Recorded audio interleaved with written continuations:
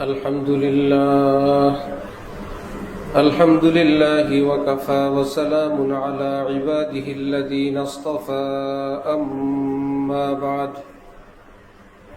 فأعوذ بالله من الشيطان الرجيم بسم الله الرحمن الرحيم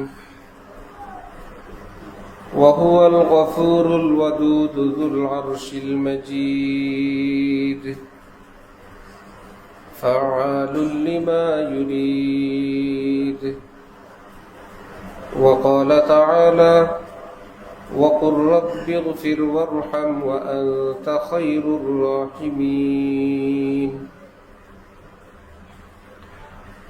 صدق الله مولانا العظيم وقال رسول الله صلى الله تعالى عليه وسلم التائب من الذنب كمن لا ذنب له وقال رسول الله صلى الله تعالى عليه وسلم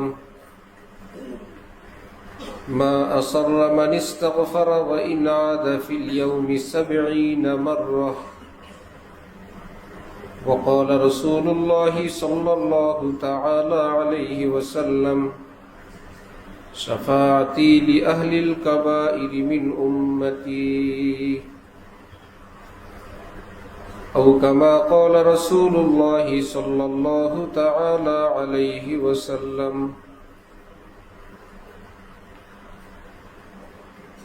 محترم حاضرین আমি আল্লাহ পাক রব্বুল আলামিনের পবিত্র কালামের দুই জায়গা থেকে অংশ বিশেষ তেলাওয়াত করলাম এবং হযরত রাসূল করিম সাল্লাল্লাহু আলাইহি ওয়াসাল্লামের কয়েকখানা হাদিস শরীফের অংশ বিশেষ পাঠ করলাম। আল্লাহ পাক কোরআন শরীফ এবং হাদিস শরীফের পরিপূর্ণ হেদায়েত আমাদের সকলকে নসিব ফরমান। আমাদের অতীতের ছোট বড় জানা অজানা সমস্ত গুনাহ নিজ দয়ায় আল্লাহ পাক মাফ করে দেন। আগামী জীবন আল্লাহ পাককে খুশি করে চলার তৌফিক দান করেন। আমাদের মা বাবা, আপনজন, প্রিয়জন, সকল মুসলমান যারা পৃথিবীতে বেঁচে আছেন, যারা দুনিয়া থেকে চলে গেছেন, আল্লাহ পাক সকলকে মাফ করে দেন।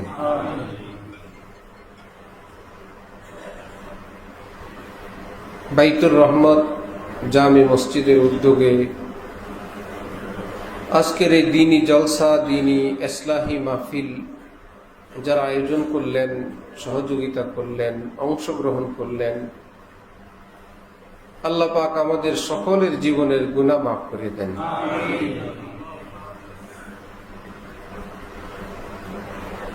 কোরআনে পাক, হাদিসে পাক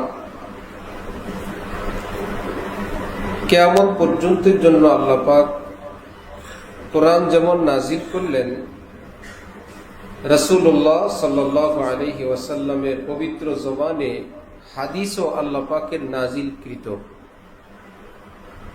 এজন্য কোরআন যেমন ওহী, হাদিসও ওহী। হাদিসের অপর নাম ওহী, ওহিয়ে গায়রে মাতলুব।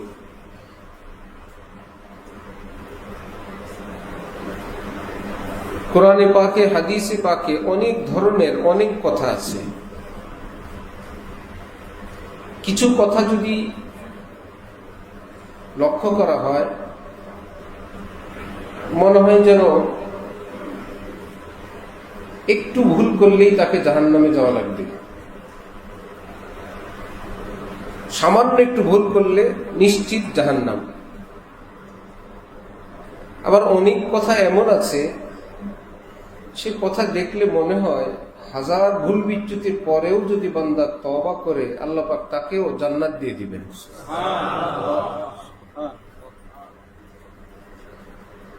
সব কথাই কোরআনে পাকে আছে, হাদিসে পাকে আছে। এই বৈপরীত্য, এই বিপরীত কথা কেন? এর অর্থ কি, এর মর্ম কি? যে ছেলেটা বাবার খুব ভালো ছেলে, ভালো ছাত্র, বাবা চান সে বড় কিছু হবে, একদিনও যেন সে স্কুল না খুয়ায়, অনুপস্থিত না থাকে, কোনোভাবেই যেন তার কোনো ক্ষতি না হয়। একই বাবা আবার আরেকটা ছেলেকে কোন রকম ধরে রাখছেন। যেমন আজকে আপনাদের এখানে আসার আগে দুপুরবেলা ফোন দিচ্ছেন একজন অভিভাবক, তার 14 বছরের ছেলে, সে বলে সে পড়ালেখা করবে না। বিভিন্ন মাদ্রাসায় দেওয়ার পর মহল্লার দুষ্টু ছেলেদের সঙ্গে জুড়ে গেছে। সে বলে আমি পড়বো না, কি করব আমি সেটাও জানি না, এখন ওই বয়স হয় না, তো কি করবে এটাও জ্ঞান আসে নেই। তার বাবা পরিচিত মুগদা থেকে বললাম নিয়ে আসেন। ছেলেটাকে বললাম যে তোমার কেমন লাগে মাদ্রাসা? ভালো লাগে, এখানে বেড়াবা? তুমি যদি এখানে থাকো তোমার কোনো পড়ালেখা করা লাগবে না, শুধু থাকবা, যদি মন চায় একটু পড়বা, মন চায় শুয়ে থাকতে থাকবা, কোন শিক্ষক তোমাকে কিছুই বলবে না, আমি বলে দেব, কেউ তোমাকে কিচ্ছু বলবে না। তার চেহারা খুলে গেছে যে এইরকম মাদ্রাসা তো জীবনে পাই নাই। তোমার শুয়ে থাকলে শুয়ে থাকবা, পড়তে চাইলে তুমি পড়বা, এই আমার পাশের রুমে আসবা, ইত্যাদি ইত্যাদি। যেই বাবা এখানে আনার সময় সে আবার বলছে তুমি কি আমাকে জোর করে দিয়ে আসবা কোনো মাদ্রাসায়? বাবা ওয়াদা করছে না, দিব না, আমি তোমাকে ফেরত নিয়ে আসবো নিশ্চিত। আমি বললাম তুমি বাসায় যাবা, কোনো টেনশন নাই, আবার যখন আসতে মঞ্চে আসবা। সে বলে ঠিক আছে আমি আবার আসবো। এর জন্য এত সুযোগ কেন? আরেকজন ছেলে এক ক্লাস মাইর দিলে তার জন্য শাস্তি, দরখাস্ত লেখো, আধা ঘন্টা দেরি আসলে রুমের বাইরে থাকো। এই যে দুই রকম ব্যবস্থা, কোন জ্ঞানী মানুষ যদি রিচার্জ করেন বলবেন দোনোটা ঠিক আছে। আর যদি কোনো অল্প জ্ঞানী মানুষ, অশিক্ষিত মানুষ বলবে দেখেন দুই রকম আইন, কারো জন্য কত কড়া, কারো জন্য কত ছাড়। কেন দুই রকম? যারা ভালো পড়ে তোমরা আরো ভালো হও, তোমাদের মধ্যে কোনো দাগ না লাগুক, আমরা সেটা চাই না। এর জন্য এত ছাড় কেন? তাকে যদি কড়াকড়ি করা হয় সে কি আর মাদ্রাসায় থাকবে না বাইরের জগতে চলে যাবে? সেখান থেকে তাকে রক্ষা করা দরকার। ঠিক হাদিসে পাকে নবীজির কথা থেকে দুটো রকম বোঝা যায়, কারো ব্যাপারে ভীষণ কড়া, আবার কারো ব্যাপারে তিনি বলেন কি ঈমান টুকুন নিয়ে যদি আসতে পারো, রওজা পাকের সামনে বড় করে সোনালী অক্ষরে লেখা, কিয়ামতের দিন যদি কবিরা গুনার কারণে আটকা পড়ে যাও, আমি ওয়াদা করলাম আমি সুপারিশ করে জান্নাতে নিয়ে যাব। আমি নিয়ে যাব সুপারিশ করে জান্নাতে, ঈমানটুকু নিয়ে আসতে পারলে। হযরত আবু যর গিফারি রাদিয়াল্লাহু তাআলা আনহু খুঁজতে খুঁজতে নবীজির কাছে উপস্থিত হইলেন। বিশেষ অবস্থায় নবীজি আছেন। নবীজি বললেন মান ক্বালা লা ইলাহা ইল্লাল্লাহ দাখালাল জান্নাহ, যে বলবে লা ইলাহা ইল্লাল্লাহ সে জান্নাতে যাবে। আবু যর গিফারি বললেন ওয়া ইন জানা ওয়া ইন সারাকা, উদাহরণস্বরূপ সে যদি ভয়ঙ্কর পাপেও লিপ্ত হয়, চুরি করে, জিনা করে, এমন আরো অনেক কিছু করে, একদিকে লা ইলাহা ইল্লাল্লাহ বলে, বুকে ঈমানও আছে, জীবনে কঠিন কঠিন গুনাহও আছে, তার কি হবে? নবীজি বললেন ওয়া ইন জানা ওয়া ইন সারাকা, এই সমস্ত গুনাহও যদি করে, গুনার এত ক্ষমতা নাই ঈমানের যত ক্ষমতা আছে। ক্ষমতা বেশি কার? গুনাহের না ঈমানের? গুনাহ টানে জাহান্নামে, ঈমান টানে জান্নাতে, ক্ষমতা বেশি যার সেই তো নিবে। যার ক্ষমতা কম কতক্ষণ টানাটানি করতে পারবে? রাখতে পারবে না। এই জন্য গুনাহগারদেরকে জাহান্নামে ফেলানো হবে, জাহান্নাম রাখতে পারবে না। কারণ জাহান্নামের ক্ষমতা নাই কারো ঈমান জ্বালানোর, জ্বালাইতে পারবে না। সব জ্বালাইতে পারবে, ঈমান জ্বালানোর ক্ষমতা জাহান্নামের নাই। এত জ্বালানোর পরও ঈমান জ্বলে, ঈমানের আলো আর আলো। এত জ্বালানোর পরও ঈমানের আলো তার মধ্যে থাকবেই থাকবে। স্বর্ণকারের কাছে স্বর্ণ নিলে কঠিন এসিড দিয়ে পোড়ায়। আপনার আমার সামনে এক ভরি, একটু পরে বলে 14 আনা, 2 আনা কোথায়? নাই। কই গেল? নাই হয়ে গেছে, পুরে ছাই হয়ে বাতাস হয়ে গেছে। সবটা বাতাস হইল, এই 14 আনা বাতাস হইল না। না, এসিডের ক্ষমতা নাই স্বর্ণ পোড়ানোর। পোড়াইতে পারবেন, গালাইতে পারবেন, ডালি নিবেন, বাই নিবেন, স্বর্ণ এইটুকুন থাকবে, একে শেষ করতে পারবেন না। এটা লোহা না, এটা তামা না, এটা পিতল না, এটা সিটি গোল্ড না, এসিড দ্বারা শেষ হয়ে যাবে। ঠিক মুমিনের ঈমান এমন, সেটা জাহান্নামের এসিডে এটা পোড়ানোর ক্ষমতা নাই। যেখানেই যাবে, যেই জাহান্নামই নিবে, সব পড়বে, ঈমান পড়বে না।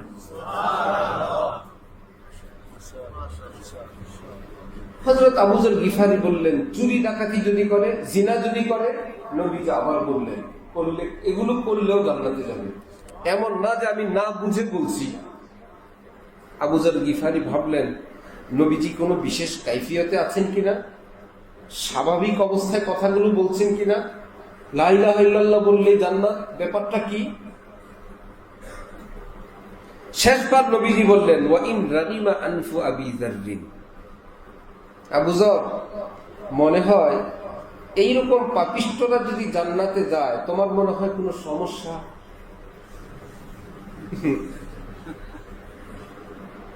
তোমার মনে হয় নাক চুল কাটা যাবে? তোমার নাকে যদি মাটিও লাগে, এটা একটা আরবির কথা। আমাদের বাংলা ভাষায় আমরা বলি যদি নাক চুল কাটাও যায়, কারণ নাকও কাটা যায় না, চুলও কাটা যায় না, এতে অসম্মান কি বোঝানো হয়? তোমার যদি নাক চুল কাটাও যায়, আমার উম্মত জান্নাতে যাবেই যাবে।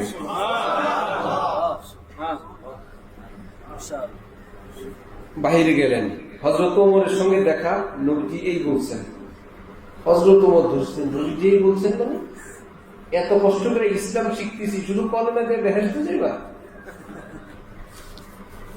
কত কিছু, নামাজ, রোজা, হজ, যাকাত, জিহাদ, বেহেশতে যাওয়ার জন্য এই কালেমা পড়ে আর সব শয়তানি করে বেহেশতে চলে যাইবা? কে বলছেন? নবীজি। প্রমাণ কি? এই যে নবীজির জুতা মুবারক আমার সাথে আছে। চলো, তারপরেও ওমর তো ওমর। বুখারী শরীফের হাদিস, হযরত ওমর বলেন, এক ইমামের পিছনে নামাজ পড়তেছি, ইমাম সাহেব কোরআন শরীফ কেমন কেমন জানি পড়ে। কোরআন শরীফ উচ্চারণ, অর্থ ঠিক রেখে কয়েক রকমের উচ্চারণ বৈধ হাদিসে পাকে আছে। যেমন আমরা সূরা ফাতিহায় পড়ি মালিকি ইয়াউমিদ্দিন, আবার হাদিসে পাকে আছে কেউ যদি পড়ে মালিকি ইয়াউমিদ্দিন, মালিকি কান না দিয়ে যদি পড়ে কি মালিকি ইয়াউমিদ্দিন হবে। আমরা পড়ি ওয়াদ-দুহা, দেখবেন ভালো বড় বড় কারীরা মাঝে মাঝে কি পড়ে ওয়াদ-দুহে ওয়াল-লাইলি ইযা সাজে, সেটাও শুদ্ধ। হযরত ওমর শুনলেন যে ইমাম সাহেব যেই কেরাত পড়ে, নবীজি তো এই কেরাত শেখান নাই। তিনি নিজেই বলেন, মন চাইছিল নামাজের মধ্যেই হামলা করি, ইমামতি করতে আসতো, কোরআন জানো না। বললেন শুধু সালাম ফিরানো দেরি, সাথে সাথেই আমার কলারে ধরে ফেললাম। এই কোরআন শরীফ পাইছো কই? আমরা নাই, আমরা কোরআন পড়ি না। বললেন, ওমর সাহেব, নবীজি শিখাইছেন। নবীজি তো আমাদেরকেও শিখাইলেন, তোমাকে শিখাইছেন, মিথ্যা কথা বলো, চলেন নবীজির কাছে। এভাবেই নিয়ে গেছেন টানতে টানতে, গিয়ে নালিশ দিলেন। নবীজি বললেন, ছাড়ো বেটা, দম ফেলো। উম্মত ধরলে এমনি তো দম বের হয়ে যায়। কি হয়েছে? ভুল পড়ে, কোরআন ভুল পড়ে। কি ভুল পড়ছে শোনাও ইমাম সাহেব। ইমাম সাহেব কোরআন শরীফ শুনাইলেন, যেমনটা নামাজে পড়লেন। হযরত ওমর বললেন, হ্যাঁ এভাবেই, এই ভুলটাই করছে, এখন যেভাবে পড়লো এভাবেই। নবীজি বললেন, হা কাযা উনজিলা, কোরআন এই উচ্চারণেও নাজিল হয়েছে, এভাবে পড়াও বৈধ, এভাবে পড়লেও কোরআন শুদ্ধ পড়ার সওয়াব আল্লাহ দিয়ে দিবেন।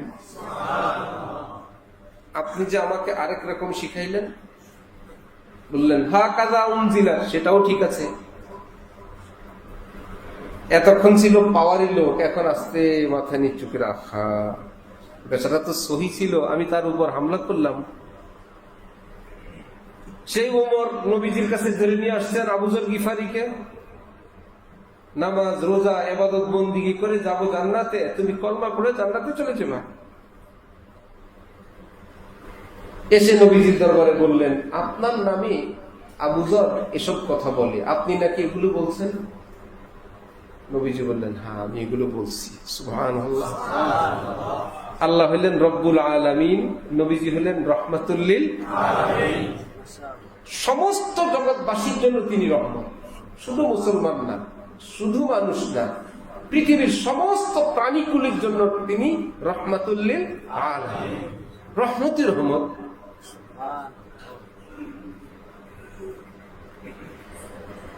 হযরত ওমর বললেন, আপনি যদি পারমিশন দেন, এই কথাটা আমরা গোপন রাখতে চাই, কেউ দরজা বন্ধ করে বসবেন না, দরজার পাশ পথটা ওপেন রাখবেন। যারা আসো পিছনে, সালমান তোমরা কেউ যেন তোমাদের পিছনে না বসে।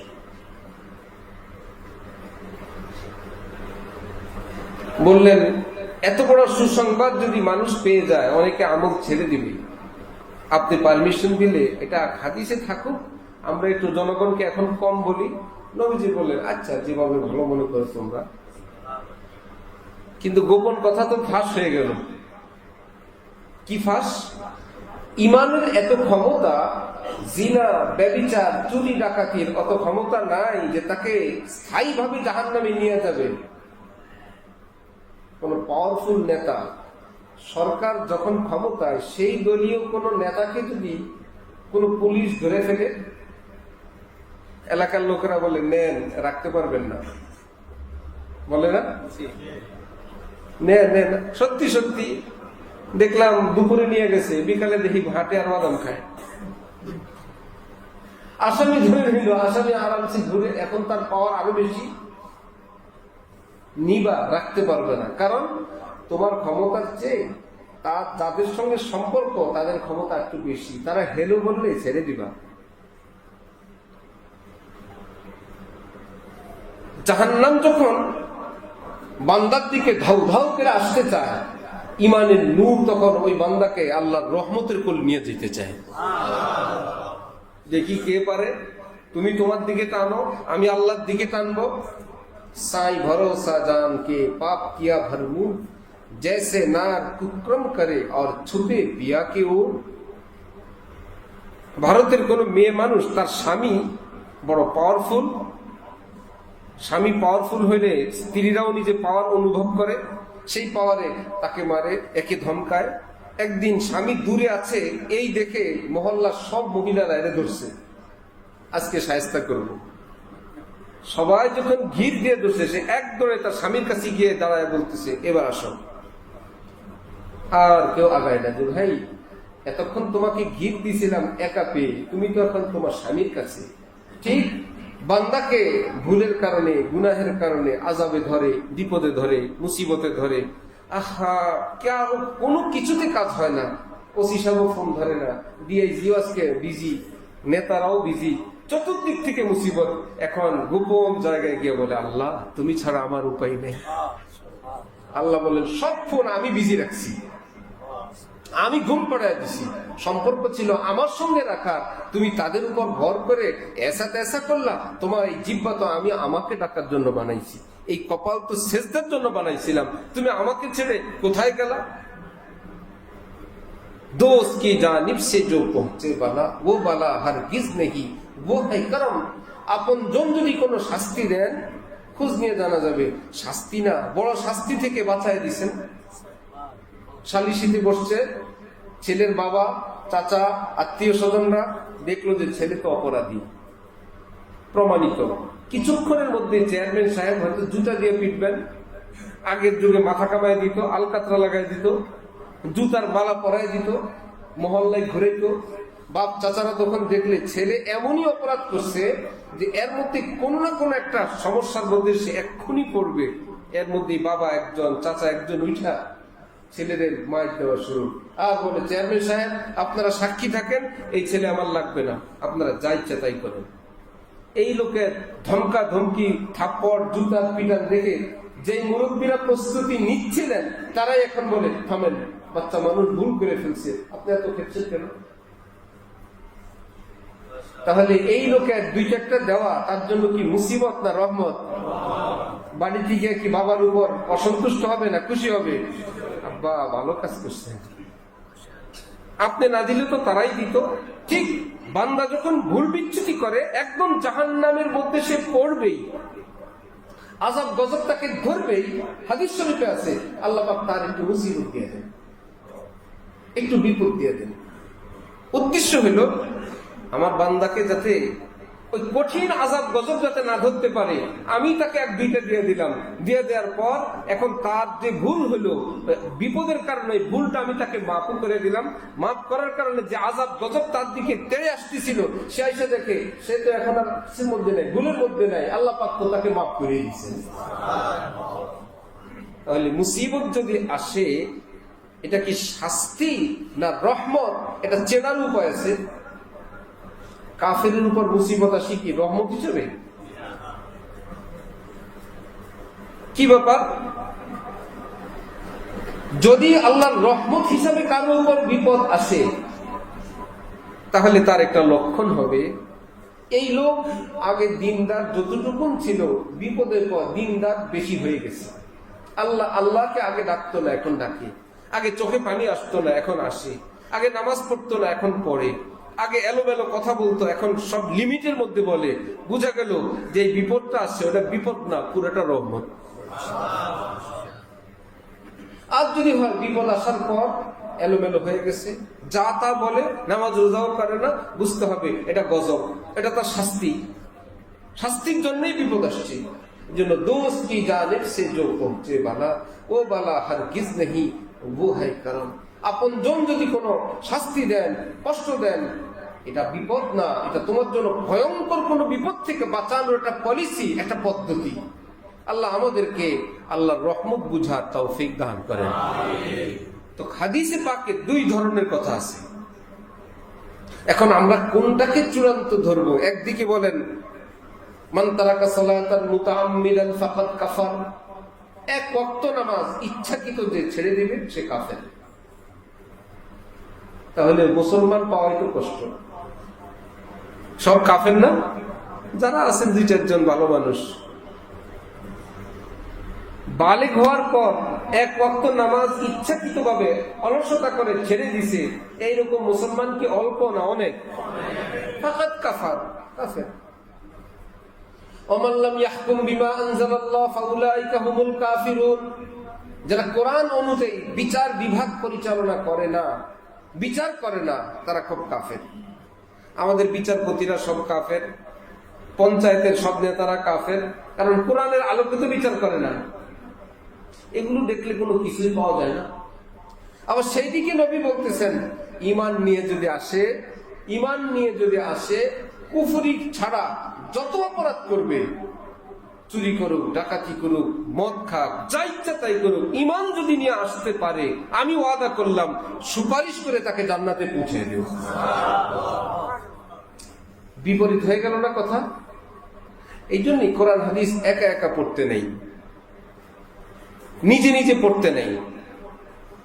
ভাই বাজারে বই পুস্তক আছে, কিভাবে সার্জারি করে, কিভাবে সিজার করে, সিজারের কেচিও আছে, মেডিসিনও আছে। কেউ কি বাজার থেকে এই কেচি ইত্যাদি কিনে নিজেরা নিজেদের সিজার টিজার করেন? কেউ অপারেশন করেন? কেন? এটা আলাদা সাবজেক্ট, এর উপর অনেক পড়াশোনা, অনেক রিসার্চ, অনেক পরীক্ষা, অনেক কিছুর পর, এত সহজ না।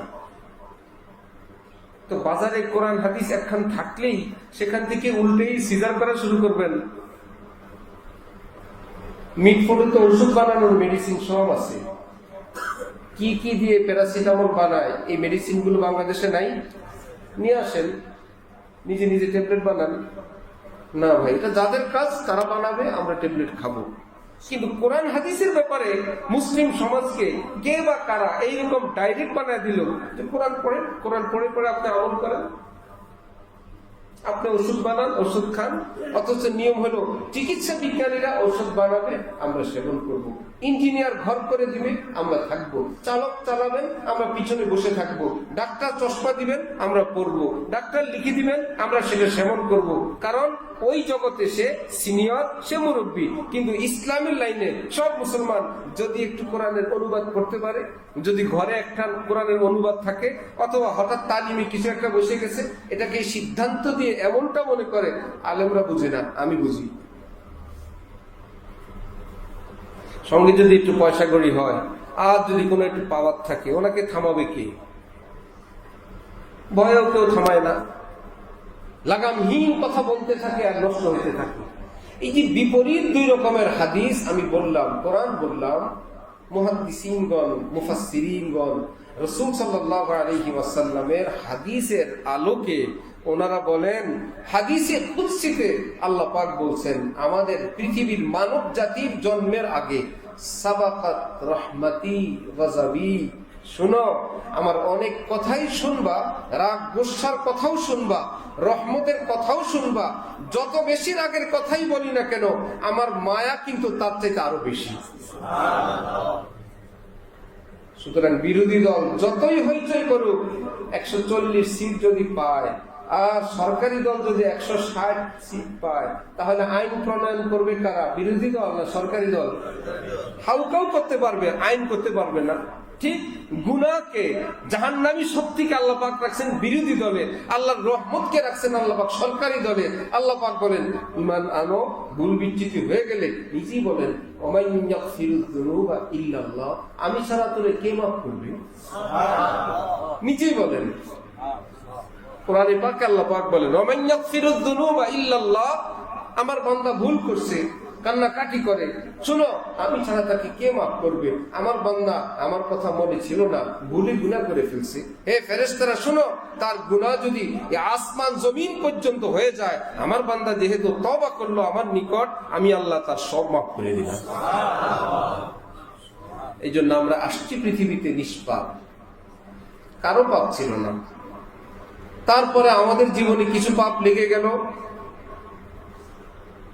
এইবার দুই অবস্থা, এই পাপ নিয়ে কবরে যাওয়া, অথবা আবার নিষ্পাপ হওয়ার জন্য প্ল্যান করা।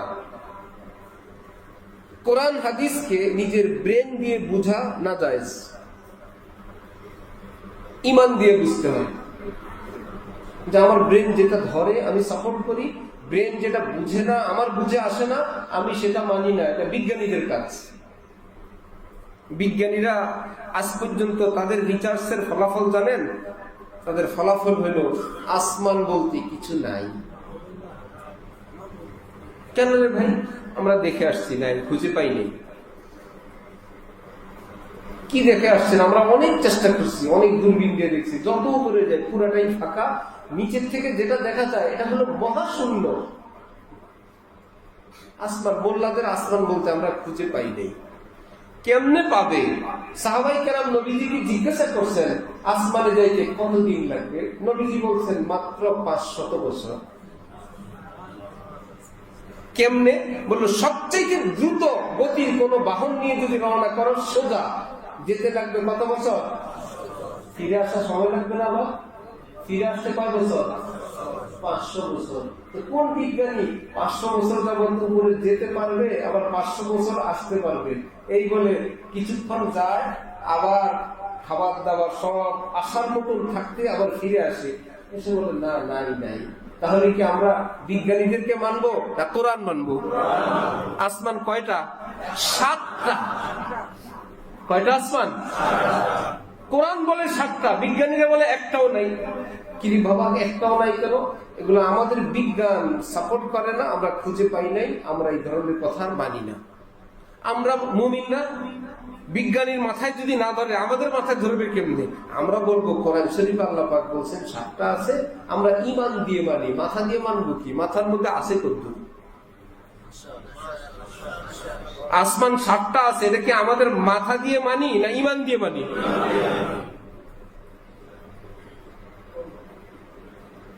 মুখের কথা, এত বছরের ঘর সংসার 1 2 3, স্ত্রীকে যদি বলে ফেললো আছে না শেষ। বিজ্ঞানী যদি জিজ্ঞাসা করেন, বলবো কি সমস্যা, আপনি লিখিত কিছু করলেন আদালতের মাধ্যমে না এমনি রাগের চোটে? বিজ্ঞানীরা বলবেন আপনার মুখের কথা কি অসুবিধা? আসলে কি অসুবিধা হয়েছে না হয় নাই? কিছু আছে না সব শেষ? বিজ্ঞানীরা বলে এগুলো অবিজ্ঞানী কথা। জিন একটা জাতি, মানব জাতির আগে, তোমাদের আগে আমি জিন সৃষ্টি করেছি।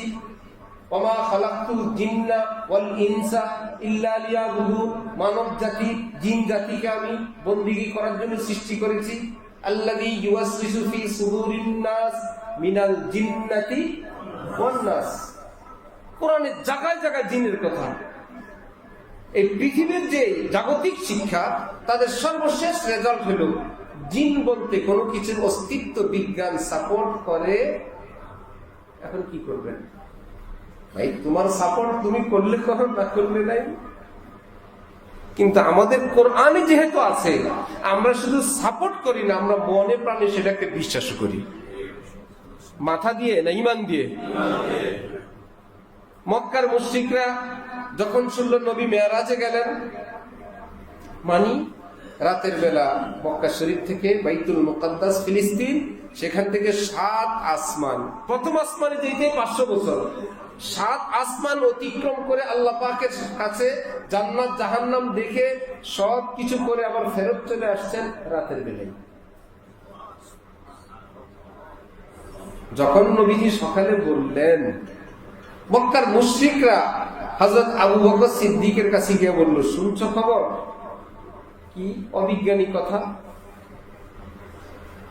একজন মানুষের জন্য সম্ভব? কি কে বললো? যাকে তুমি হুজুর হুজুর বলো, নবী নবী বলো, তোমার সেই হুজুর কি উনি নাকি মক্কা থেকে বাইতুল মুকাদ্দাস 7 আসমান জান্নাত জাহান্নাম ঘুরে কালকে রাত্রে নাকি আবার নিজের ঘরে ফেরত আসছে। এইরকম অবিশ্বাস্য কথা, অবিশ্বাস্য কথা পৃথিবী কে মানবে? হযরত আবু বকর বললেন, কে বলছেন? আরে মুহাম্মদ ইবনে আব্দুল্লাহ সাল্লাল্লাহু আলাইহি ওয়াসাল্লাম, তিনি বলছেন। আবু বকর সিদ্দিক বলেন, যদি আমার নবী বলে থাকেন আল্লাহর কসম তিনি সত্যি বলছেন। তারা কি এই কথা বলছিল আবু বকর সিদ্দিকের ঈমান বাড়ানোর জন্য না কমানোর জন্য? এই কথাই ওনার ঈমান বৃদ্ধির আরেকটা কারণ হয়েছে। বললেন নবী বললে তো সত্যি বলেন, এই জবান থেকে মিথ্যা কিছু বের হয় না। তাহলে আমরাও কি মেরাজ বিশ্বাস করি? নবীজির মেরাজ এটা কি বিজ্ঞানীদের বিজ্ঞানের মাধ্যমে না কোরআনের মাধ্যমে? বিজ্ঞান এখানে পাগল হয়ে যাবে। সেই যুগে বিমান নাই, রকেট নাই, পারমাণবিক অস্ত্র নাই, আসমানে গেছে। কোরআন শরীফ আল্লাহ পাক বলে, সুম্মা দানা ফাতাদাল্লা ফাকানা কাবা কাউসাইনি আও আদনা। আমার খুব কাছে আসছে, ভীষণ কাছে আসছে।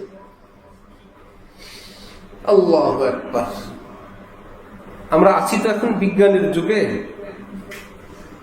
পাইকারি দরে বিজ্ঞান অস্বীকার করার প্রয়োজন নাই। যেমন এই মাইকটাও বিজ্ঞানের আবিষ্কার। বাকি আমরা বলবো বিজ্ঞানী তুমি এটা আবিষ্কার করছো, এটা ঠিক। তোমার মাথায় বুদ্ধি কে দিছে? তোমার আব্বা দিছে না আল্লাহ দিছেন? ঘুরে ফিরে তো আল্লাহর কাছেই গেল। তুমি কোত্থেকে আসলাম? তোমার এই ব্রেন কে দিল? তোমার এই মেশিন কে চালায়? মোটর কে চালায়? কালো চোখে আলো কে দেয়? অনেক মানুষ বলে এই যে হাইব্রিডের খাবার, এই ফার্মের মুরগি, তেলাপিয়া, পাঙ্গাস যদি বের না হইতো ভাই কি উপায় হইতো? পাগলের গল্প। এগুলা কি বাইর হইছে না আল্লাহ বুদ্ধি দিছেন? যে এখন মানুষ বাড়ছে, কারো মাথায় বুদ্ধি দিয়ে দিচ্ছেন, এসা করো, এটা বানাও। মানুষ মনে করে এটা এমনি এমনি হয়। এমনি এমনি হয় না। এমনি এমনি যদি হয়ে যেত, এই যে দেশের মধ্যে সব ধরনের মশলা, ফল ফলাদি আমরা অ্যাভেলেবেল পাই, দারুচিনি, এলাইচি, জিরা, গোলমরিচ, এগুলো কি সরকারি ভাবে আইন করে সরকার কাউকে দায়িত্ব দিয়ে দিচ্ছেন তোমরা এটা আনতেই হবে? সরকার নিজে আনে? কেমনে কেমনে জানি, কিছু লোক এটা আনে, কিছু লোক সেটা আনে, এ থেকে আমাদের জীবন চলার মতন সবকিছু হয়ে যায়। আমরা মনে করি এগুলো এমনিতেই হয়। আল্লাহ বলেন এমনি হয় না। তুমি মাছ খাবা, গোশ খাবা, মশলা লাগবে না। আমি আল্লাহ কুদরতি ভাবে কিছু লোককে তৌফিক দিয়ে দিই, তুমি মশলা আমদানি করো, তুমি ফল আমদানি করো, তুমি ওষুধ নিয়ে থাকো, তুমি এলিম নিয়ে থাকো, তুমি মসজিদ নিয়ে থাকো। এই পৃথিবী পরিচালনার জন্য সুইপারদের আর কোনো কাজ নাই দুনিয়া? এই দেশ দুনিয়া সমাজ ওরা দেখে না? দেখে কিনা? আরে বাবা, সিদ্ধ ডিম বিক্রি করে খা, রংচা বিক্রি কর, এই ড্রেনে ডুব দাও কেন? তোমার ঘিন টিন নাই? এত স্পেশাল হয়ে গেলে আমরা চলতে পারতাম না। সব যদি স্পেশাল হয়ে যেত, ওই ময়লা ডুব দেওয়ার কেউ যদি না থাকতো, স্পেশাল ওয়ালারা চলতে পারবেন? তো আল্লাহ পাক বলে দুনিয়াটাকে চালানোর জন্য এ কি ময়লা ডিপোতে ডুব দিতে হবে, নাকি হাসতে হাসতে তোমার ওয়াশরুমের ভিতরে হাত দিয়ে ময়লা বের করতে হবে, না তোমার গাড়িটা মুছে ধুয়ে দিয়ে 100 টাকা পেয়ে খুশি হয়ে যাবে, নাকি তোমার ইমামতি করে খুশি হবে, না তোমার ঘরে ছেলে লাগবে না মেয়ে লাগবে? এগুলোর বন্টন আমি আসমান থেকে করি। নিজে নিজে হয় না। নিজে নিজে হওয়া কাফেরদের কাজ। বাতাস কি এটা এমনিতে হয়েছে, ঝড় এমনিতে হয়েছে, তারপরে আকাশে মেঘে মেঘে বাড়ি খেয়েছে, এমনি একটু বিজলি চমকেছে। ইমামে আজম আবু হানিফা রহমতুল্লাহ আলাইহি বহস করবেন আল্লাহর অস্তিত্ব নিয়ে। উপস্থিত হয়েছেন 1.5-2 ঘন্টা 3 ঘন্টা পরে। আর সবাই বলে কি বহস করবো এর সাথে, টাইম ঠিক নেই, আমরা বসে আছি, সে আসছে কত পরে, এভাবে হয় নাকি? তিনি বললেন ভাইরা, আমি আসছি নদীর পাড়ে, এসে আমি দেখি কোনো নৌকা জাহাজ কিচ্ছু নেই। তারপরে আর কি করবো, আমি দাঁড়ায় আছি অনেকক্ষণ, কেমনে পার হবো এত বড় নদী? তারপরে হঠাৎ দেখলাম একটা গাছের টুকরা আসছে আমার সামনে। তারপরে দেখলাম নিজে নিজে পিস পিস হয়ে গেল গাছটা। তারপরে এই টুকরাগুলো লেগে একটা নৌকা হয়ে গেল। তারপরে আমি নৌকার মধ্যে উঠলাম, নিজে নিজে এটাই পাড়া এসে গেল। বিজ্ঞানীরা বলে পাগলের পাগল। গাছ নিজে নিজে আসে, করাত ছাড়া নিজে নিজে কাটে, নৌকার মিস্ত্রি ছাড়া নিজে নিজে নৌকা হয়ে যায়, নিজে নিজে নৌকা তোমার এই পাড়ে নিয়ে আসছে, আর পাগলামি পাও না। ইমাম আজম বলে এইটুকু নিজে নিজে হয় না, পুরা দুনিয়াটা নিজে নিজে হয়ে গেছে। এইটুকুন মানতে পারো না, ছোট্ট একটু ব্যাপার বললাম মাত্র, এটা নিজে নিজে হয়ে গেছে এমনিতেই। মানতে অসুবিধা কি? তোমরা যে বলো আসমান নিজে নিজে হয়ে গেছে, জমিন নিজে নিজে হয়ে গেছে, গাছ নিজে নিজে উঠে, সূর্য নিজে নিজে লড়ে, সেগুলো যে তোমরা বলো, আমি বোকা না? তোমরা তো বুঝাইতে চাও না এগুলো করতে একজন লোক লাগবে, কেউ গাছ কাটবে, কেউ করার দিবে, কেউ নৌকা বানাবে। এই নৌকা বুঝো, এই আসমান জমিনের এই সুন্দর পৃথিবী, এটা বুঝো না? আর ঝগড়া কি করবে? সব বলতেছে নারায়ে তাকবীর, আল্লাহু আকবার। আল্লাহর অস্তিত্ব তো উনি নৌকা দিয়ে বুঝাই দিয়েছেন যে নিজে নিজে হয় নাই, কেউ কারিগর আছেন। এই জন্য পৃথিবীতে নিজে নিজে হয় না, কোন না কোন কারিগর পিছনে ঘুরাইতে থাকেন। আল্লাহ আমাদেরকে আল্লাহ দিন বুঝা তৌফিক দান করেন। তাহলে কোরআন হাদিসে আসছে আমরা নিষ্পাপ পৃথিবীতে আসি, তারপর আমাদের গায়ে গুনাহ লেগে যায়। হাকিমুল উম্মত মুজাদ্দিদুল মিল্লাত মাওলানা আশরাফ আলী থানভী পৃথিবী বিখ্যাত একজন বুজুর্গ ছিলেন, আল্লাহওয়ালা ছিলেন। তিনি বলেন, আমার ভাইয়েরা, এই যে ময়লাযুক্ত জীবনটা, এটাকে পরিষ্কার করা, পরিষ্কার রাখা অত সহজ, নিজের জামা কাপড় পরিষ্কার রাখা যত সহজ। কেমন ময়লা হয়ে যায়, হওয়ার পর কি করে আমরা ধুয়ে ফেলি, তারপরে কি আর ময়লা হয় না? আবার হইলে আমরা আবার ধুয়ে ফেলি, আবার ময়লা হয় আবার ধুয়ে ফেলি। এমন কি কখনো হয়েছে তৃতীয় চতুর্থবার ময়লা হওয়ার কারণে বটি দিয়ে কেটে ফেলছি, চুলায় আগুন দিয়ে দিছি, তোরে কত পরিষ্কার করবো জীবনে? না, আমরা জানি এটার স্বভাবই এমন, ময়লা হয় ধুইতে হয়, ময়লা হয় পরিষ্কার করতে হয়। হাকিমুল উম্মত থানভী বলেন, তুমি নবী রাসূল না, তুমি ফেরেশতা না, যে তোমার থেকে ভুল বিচ্যুতি হবে না, অন্যায় অনাচার হবে না। যেই সমাজে, যেই পরিবারে, আশপাশে যেভাবে থাকো, তোমার থেকে একটু ময়লার দাগ লেগে যেতে পারে। সুতরাং আল্লাহ পাক আসমান থেকে তোমার জন্য দোয়ারও ব্যবস্থা করে রাখছেন। তোমার জীবন যদি ময়লা হয়, তওবা করো, আমি আল্লাহ তোমার জীবনটা পরিষ্কার করে দিব। কয়বার করবেন আল্লাহ? কয়বার করবেন আল্লাহ আপনি? আল্লাহ পাক বলেন কোনো লিমিট নেই। যতবার জীবনে গুনাহ হবে, যতবার তুমি বলবা আল্লাহ আমাকে মাফ করেন, আমি ততবার মাফ করে দিব। কোন পরোয়া পৃথিবীর আমি কারণ করব না। আমার শায়েখ বাংলাদেশের একজন বিখ্যাত আলেম, হুজুর, আল্লাহওয়ালা, ঢালকানগরের হযরত নামে প্রসিদ্ধ সারা দুনিয়ায়, আল্লামা শাহ আব্দুল মতিন বিন হুসাইন সাহেব দামাত বারাকাতুহুম। হযরত বলেন তিনি ভোলার মানুষ, শ্বশুর বাড়িতে যাবেন জীবনের শুরুর দিকে, রাস্তার কাছে গাছ গাছালির ভিতর থেকে একজন নারীর কান্নার আওয়াজ। হযরত বলেন এতটা মনে হয় যেন কেউ তার উপর জুলুম করে। আমি গিয়ে দাঁড়াইলাম, আশপাশের লোকদেরকে বললাম যে ভাই ভিতরে নারীর কান্নার আওয়াজ। লোকেরা স্বাভাবিকভাবে বলে ওই মহিলা তার ছেলে মাঝে মাঝেই মহিলাটাকে মারে, ছেলে তার মাকে মারে। হযরত বললেন যে ভাই এটা কোনো কথা? সমাজ নাই পৃথিবীতে, চলেন আমরা যাই, ছেলেটাকে শাস্তি দেই, কমপক্ষে এর থেকে সরাই। লোকেরা বললে হুজুর যান, আপনি আপনার কাজে যান। আমরা সমাজের লোকেরা বারবার গেছি, গেলেই আমাদের সামনে ওই মহিলা আসে, এসে আমাদেরকে বলে আপনাদের বিচার করা লাগবে না, আমার ছেলে আমাদের মার দিছে তো আমি মাফ করে দিছি, যান, আপনাদের কি সমস্যা? এই মহিলাই আবার এটা সহ্য করতে পারে না তার ছেলেকে কেউ মারবে, এটা শেষ হইতে পারে না।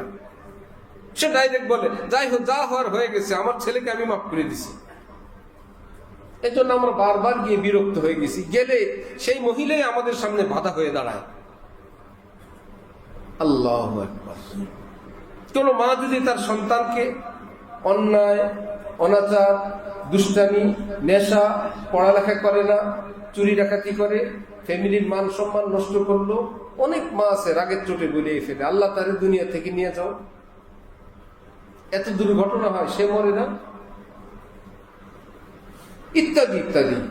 আর বলে সকালে বের হয়েছে, মা বলেই দিল আল্লাহ তার মুখ আমাকে আর দেখায় না, আমি আর সইতে পারি না।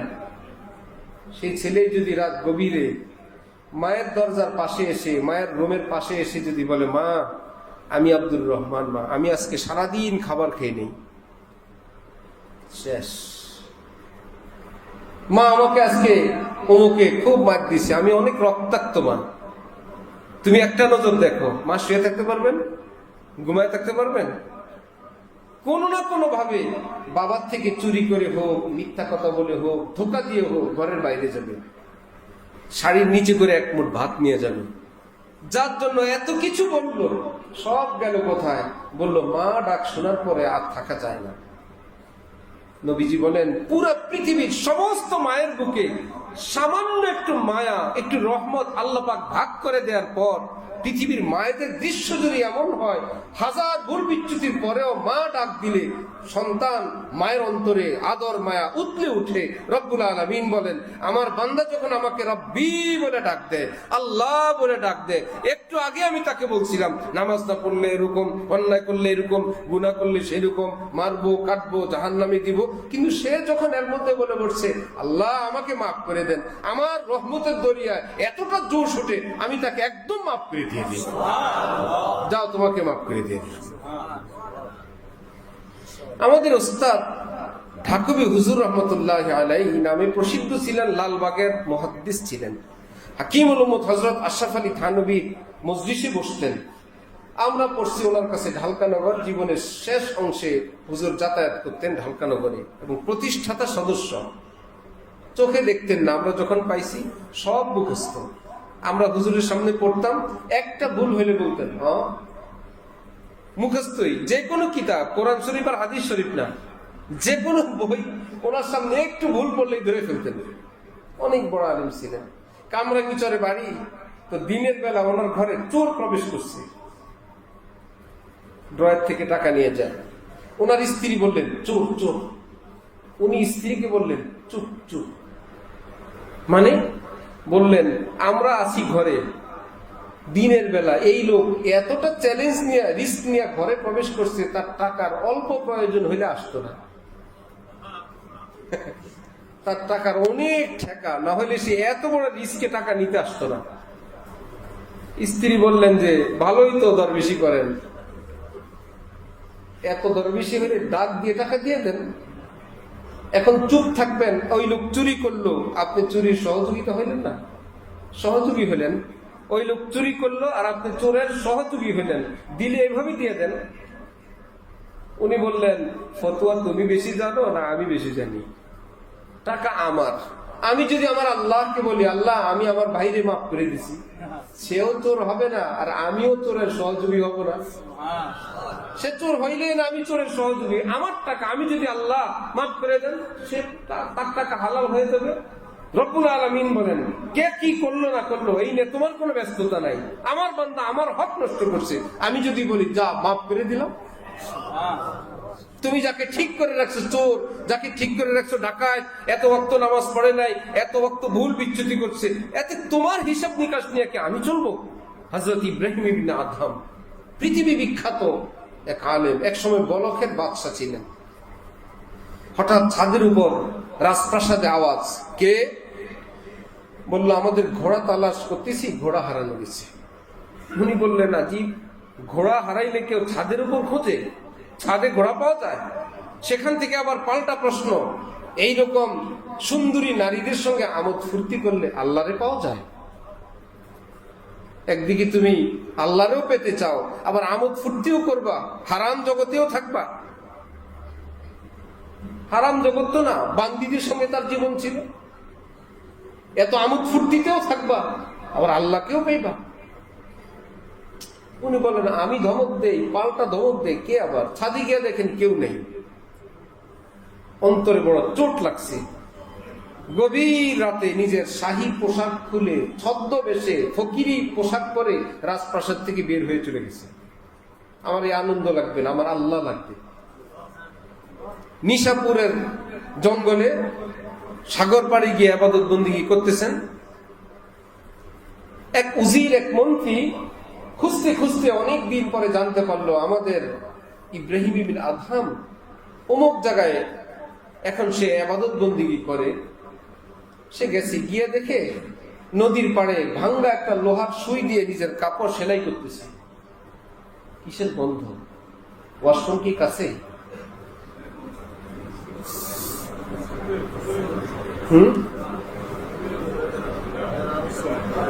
জি দূরে না, ওই পাশে, তো আসার কথা না। চলো, যার যার পকেটে আতর আছে সেগুলো বাইরে করে লাগান। দিচ্ছে আতর কিছু লাগান, তাই তো হবে। এটা বের হয়েছে কিছু হয়েছে, হ্যাঁ ডাইন বামও দাও কিছু হয়ে গেছে। মশা এগুলো থাকে না, ওয়ান টাইম। আল্লাহ। তো মন্ত্রী উজির, উজিরের বাংলা বা কি বলে, বাংলা হইল কি মন্ত্রী, উজির আজম মানে প্রধানমন্ত্রী। ইব্রাহিম ইবনে আদহামকে খুঁজতে গেছে তার উজির, গিয়ে দেখে পুরানা সুই দিয়ে সেরা কাপড় সেলাই করতেছেন। আর মনে মনে ভাবতেছেন রাজ্য রাজত্ব ছিল, মোল্লাগিরি করে এখন কাপড় সেলাই করেন, কত মজা। হযরতওয়ালা করাচি শাহ আব্দুল গনি ফুলপুরি রহমতুল্লাহ আলাইহির খাদিম ছিলেন, আমাদের শায়েখের শায়েখ। যেই বুজুর্গের খাদিম ছিলেন, উনি স্বাভাবিক খাবার রুটি ভর্তা খাইতেছিলেন। খাদেম সাহেব পাশে বসে আফসোসের দৃষ্টিতে দেখতেছিলেন, এত বড় ওলি, এত স্বাভাবিক জীবন যাপন, আহারে দুনিয়াওয়ালারা কত খায়, আর এত বড় আল্লাহওয়ালা রুটি আর চাটনি খান। তার দৃষ্টিভঙ্গি দেখে ওই আল্লাহওয়ালা বুঝতে পারছেন। বুঝতে পেরে বললেন, কি হাকিম আখতার, তুমি জানো আমি যখন রুটির মধ্যে চাটনি লাগায় খাওয়ার জন্য মুখের কাছে নিয়ে আসি, প্রত্যেকটা লোকমায় আমি একটা আওয়াজ শুনি, আমার আল্লাহ আমাকে বলেন কি, নে আব্দুল গনি তোর মাওলার হাতে খা। আমার কাছে রুটি রুটি থাকে না, পৃথিবীর পোলাও কোরমার চেয়েও আনন্দের হয়ে যায়, স্বাদের হয়ে যায়। এই জন্য রাজ্য রাজত্বের মধ্যেই যে সব মজা তা না। যদি সেরা চাটাইয়ের উপরেও আল্লাহকে ডাকা যায়, হালাল জীবন যাপন করা যায়, রাজ্য রাজত্ব তার কাছে, ওই প্রাসাদের মধ্যে গিয়ে দেখেন লানত আর লানত, আল্লাহ যদি না থাকেন। হ্যাঁ, প্রাসাদও আছে, আল্লাহও আছেন, কোনো আপত্তি নেই। প্রাসাদ ভূতের বাড়ি না, সেখানে নামাজ হয়, সেখানে পর্দা হয়, সেখানে তেলাওয়াত হয়, সেখানে জিকির হয়, রহমতওয়ালা প্রাসাদ। ঝুপড়ি, সেখানেও বসে বসে জুয়া খেলে, সেখানেও নেশা করে। এগুলো ঝুপড়ি হওয়ার কারণে কি রহমত নাজিল হবে না আযাব নাজিল হবে? হযরত ইব্রাহিম ইবনে আদহাম মন্ত্রীর মনোভাবটা দেখে বুঝে হাতের সুইটা নদীতে ফেলে দিয়েছেন। একটু পরে নদীর দিকে ইশারা করে বললেন, এই মাছেরা তোমরা কোথায়, আমার সুইটা ফেরত দাও তো। জালালউদ্দিন রুমি রহমতুল্লাহি আলাইহি মসনবী শরীফে লিখছেন, হাজার হাজার মাছ মুখের মধ্যে স্বর্ণের সুই নিয়ে দরিয়ার কিনারায় হাজির হয়ে গেছে। হযরত, আপনার সুই লাগবে, একটা সুই নেন। উনি এখন পাল্টা ধমক দিয়ে বললেন, মুসলমান পুরুষের জন্য স্বর্ণ ব্যবহার করা জায়েজ নাই, তোমরা স্বর্ণ কেন নিয়ে আসলা, আমার লোহার সুই কোথায়? একটা মাছ ওনার ফেলানো সুইটা নিয়ে কিনারা আসছেন, উনি কিছু না বলে মুখ থেকে নিয়ে আবার সেলাই করতেছেন। স্বাভাবিক। উজির গিয়ে, মন্ত্রী গিয়ে পায়ে পড়লো, হুজুর আমি ভাবছি আপনি রাজত্ব ছেড়ে দিয়ে ঠকছেন, এখন দেখি ছোট রাজত্ব ছাড়ছেন, এর চাইতে বড় রাজত্ব আল্লাহ আপনাকে দান করে দিচ্ছেন। ওনার অনেক ঘটনা। রাস্তা দিয়ে যাওয়ার সময় একদিন দেখেন, যেটা বলতে চাই, মদ পান করে একজন যুবক বেহুশ হয়ে রাস্তার পাশে পড়া, মুখ থেকে গন্ধ আসে, মাছি ভন ভন করে। আল্লাহ, উনি দাঁড়াইলেন, এই ছেলেটা তো আমার আল্লাহর বান্দা। নিজেই কোরআন শরীফে বলেন, ফাতাবারাকাল্লাহু আহসানুল খালিকিন, দেখলা আমি কি সুন্দর করে মানুষ বানাই। আজ পর্যন্ত কেউ একটা ভুল ধরতে পারে নাই যে এইভাবে সেটিংটা আল্লাহর ভুল হয়েছে। আল্লাহ, হাত, পা, নাক, কান, জিহ্বা এতটা সুন্দর, আল্লাহ নিজেই কি বলছেন, আমার আগের বানানটা ভুল হয়েছে। যে আল্লাহ নিজেই সিস্টেমটা চেঞ্জ করে দিচ্ছেন, হয়েছে না? আমরা হযরত আদমের মতো, সবাই আদমের মতন। হযরত আদম এই ডিজাইনেরই ছিলেন, তার মানে একবার মানুষ বানাইছেন, এক ডিজাইন বানাইছেন, কিয়ামত পর্যন্ত কোনো ভুল নাই। এই চেহারার মধ্যেই এত রকম বানাইতে পারেন তিনি, কোন দুইজন একরকম দেখানো যাবে না। তালা বেশি হইলে চাবি একটা দিয়ে আরেকটা খুলে, মানে কত ঘাট বানাবো, বানাইতে বানাইতে এখন পুরান নতুন ঘাট এক হয়ে গেছে, হয় না? মোবাইলওয়ালারা 017 ছিল, তারপরে কি বাড়াইছে 71, কেন? বলে 7 এ যা আছে সব শেষ, এবার 72, 73। ঢাকা মেট্রো ক খ কি আবার বলে, ভাই গ্রুপ না দিলে যা দিবেন এত বড় প্লেট দিয়েও শেষ করতে পারবেন না। এটা ক, এটা খ, এটা চ, এটা 11, এটা 12, কত রকম করে ডিজাইন পাল্টাইতে থাকে। আল্লাহ পাক কি চেহারার মধ্যে কোনো কিছু পাল্টাইছেন? একবার নাক কপালের উপরে, আরেকবার সাইডে, এটার চোখ এখানে, বা কি ব্যাপার? না হলে ডিজাইনে মিলে যায়, তো এই কারণে নতুনত্ব করছেন না। একটাই ডিজাইন, প্রত্যেককে আলাদা, কিন্তু ডিজাইন এক জিনিস। এই কয়েকটা জিনিস দিয়েই কোন দুই ভাইকে দেখাইতে পারবেন না একরকম, আলাদা দেখলে একরকম, এক জায়গায় দাঁড়ালে দেখবেন দুইজন দুই রকম, একদম হুবহু এক। কাছে নিয়ে দেখেন দুই, দেখলে বোঝা যায় এই বাপেরই সন্তান, কিন্তু বাবার সন্তান এটাও বোঝা যায়, ভিন্নতা এও বোঝা যায়, এরা ভাই ভাই এও বোঝা যায়, প্রত্যেকে আলাদা এও বোঝা যায়। রব্বুল আলামিন বলেন, ফাতাবারাকাল্লাহু আহসানুল খালিকিন, কত চমৎকার সৃষ্টিকর্তা আমি আল্লাহ দেখলাম। তাও তোমাদেরকে দামি কোনো কিছু দিয়ে বানাই নাই, নাপাক পানি দিয়ে বানাইছি, নাপাক পানি দিয়ে। আলাম নাখলুকুম মিন মাইন মাহিন, নিকৃষ্ট পচা দুর্গন্ধময় পানি দিয়ে আমি বানাই নাই। আলাম নাজআল লাহু আইনাইন, এই দুইটা চোখ আমি দেই নাই। ওয়া লিসানান, জিহ্বাটা আমি দেই নাই। ওয়া শাফাতাইন, এই দুইটা সুন্দর ঠোঁট আমি দেই নাই। এগুলো আমার দান। হযরত ইব্রাহিম ইবনে আদহাম দেখলেন, এ তো আমার আল্লাহর হাতের বানানো। আমার মুসলমান ভাই, ওই ছেলেটা সেবা শুরু করলেন। মানব সেবা অনেক বড় ইবাদত, যদি সেবার নিয়ত হয়, স্বার্থ না। বেইনসাফি না, জুলুম না, ইনসাফের সঙ্গে নিঃস্বার্থ আল্লাহর জন্য যদি হয়, অনেক বড় ইবাদত। হযরত ইব্রাহিম ইবনে আদহাম ছেলেটাকে খেদমত শুরু করলেন, মাথা ধুইলেন, চেহারায় পানি দিয়ে ধুইলেন। হুঁশে আসলে সে দেখে তার মাথার কাছে জগৎ বিখ্যাত এত বড় আল্লাহর ওলি আমার খেদমত করে। হুজুর, আপনি এখানে? এখানে মানে তুমি আমার আল্লাহর বান্দা না, আমার ভাই না তুমি? সুবহানাল্লাহ। তোমার একটু সেবা করলাম, একটু খেদমত করলাম তোমার। সে বলতেছে, হুজুর আপনার হাত এই মুখে লাগছে, আমি ওয়াদা করলাম এই মুখে আর মদের বোতল লাগাবো না, আপনি আমাকে তওবা করে দেন। অনেকেই শক্ত ফতোয়া দিয়ে কাজ করতে চায়। হাদিসে পাকে আছে নম্রতার দ্বারা, আদর আপ্যায়নের দ্বারা কঠিন কঠিন কাজ উদ্ধার করা যায়, যেটা শক্ত ভাষায় করা যায় না। হযরত ইব্রাহিম ইবনে আদহাম ওই ছেলেটাকে তওবা করালেন, বাড়িতে চলে গেলেন। রাতের বেলা স্বপ্নে দেখেন আল্লাহর ওলিদের একটা লিস্ট, সবার উপরে ইব্রাহিম ইবনে আদহাম নাম, দ্বিতীয় নামটা ওই ছেলের। তিনি স্বপ্নে আল্লাহকে বললেন, আল্লাহ এই ছেলে আজকে তওবা করে এত উপরে কিভাবে আসলো? আল্লাহ পাক বললেন, এই নিকৃষ্ট মানুষটার তুমি খেদমত করলা কেন? আমার খাতিরে না? তুমি না বললা আমার আল্লাহর বান্দা? আমার খাতিরে তুমি তার মুখ ধুয়ে দিছ, তোমার খাতিরে আমি তার অন্তরটা ধুয়ে দিছি। তুমি বাহির ধুইছ, আমি ভিতর ধুইছি। ইব্রাহিম, আমি যার অন্তর ধুয়ে দেই সে কি আর নিচে থাকে? সে তো উপরে চলে যায়। কোথায় ছিল কি, কোথায় হয়ে গেল কি? এই জন্য আমার ভাই, শুরু থেকে আমি বারবার একটা কথাই বলি, কোরআনে পাক হাদিসে পাকে অনেক শক্ত শক্ত কথাও আছে, অনেক নরম নরম কথাও আছে। আমরা এখন কোন যুগে আছি? নবীজির থেকে ১৫০০ বছর পিছনের যুগ। এখানে ভাবতে হবে, যে ছেলে মেয়ে নিয়ে মাদ্রাসার ভিতরে থাকে এক হিসাব, সাধারণ মহল্লায় থাকে আরেক হিসাব, নিউ ইয়র্কে গিয়ে থাকে আরেক হিসাব। ভাই, আমরা আমেরিকায় আছি।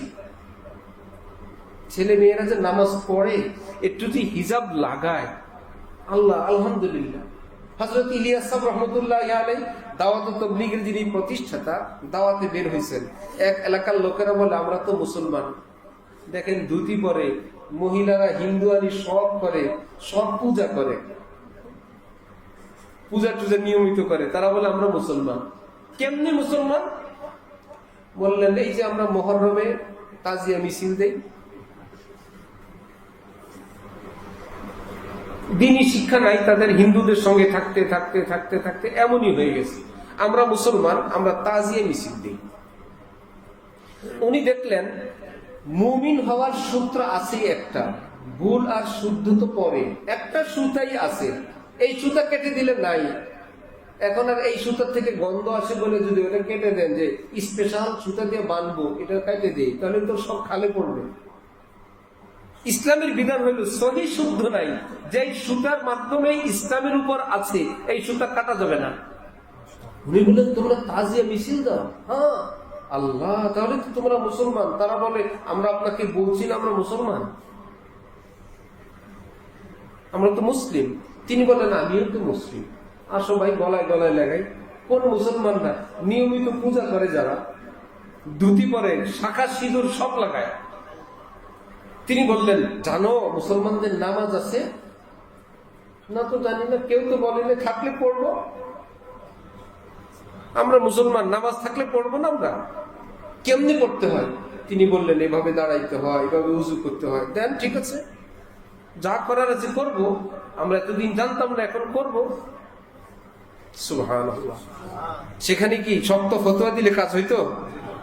শিরিক করে, মূর্তি পূজা করে, আবার মুসলমান। যাও তো ঠিক আছে, যাও, তুমি বললা, তুমি তোমার কাজে যাও, আমরা ভালোই আছি। আরেক ব্যক্তিকে ইলিয়াস সাহেব শুধু বললেন ভাই এক দু বাতে দিন কি শোনা দো, দিনের এক দুইটা কথা শোনাই ভাই। যুবক লোক জোরে থাপ্পড় লাগাই দিছে। মোল্লা, তোমার কথা শুনি কে? এতটা ইলিয়াস সাহেব ব্যথার চোটে বসে গেছেন। ওই লোকটা আবার বিবিকে লাগছে, আরে মুরব্বীকে রাগের চোটে দিলাম, বসে গেল, ঠিক আছে উঠুক, সুস্থ হোক, তারপরে যাই।